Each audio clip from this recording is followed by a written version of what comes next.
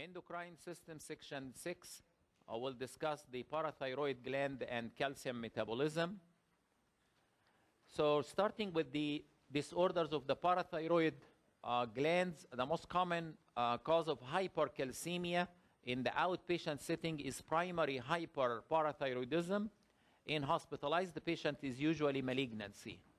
Okay, so most of the malignant tumor, when they cause metastasis, it's going to cause osteoclastic activity to increase and causing hypercalcemia. So the causes of hypercalcemia could be parathyroid hormone mediated or non-parathyroid hormone mediated.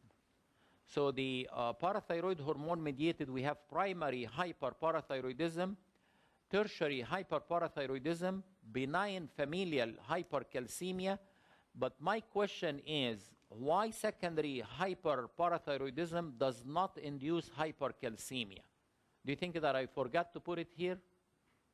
The secondary hyperparathyroidism actually is induced by hypocalcemia.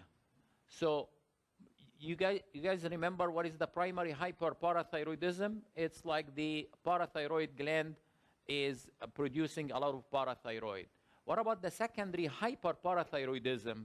Look at this.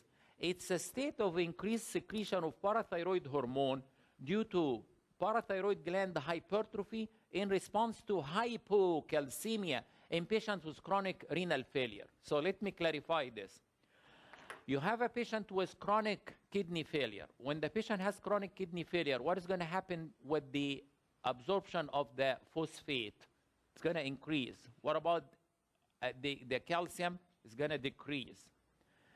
The other factor that's causing hypocalcemia in chronic kidney disease is the kidney is the site of activation of vitamin D. So the alpha hydroxylase is deficient.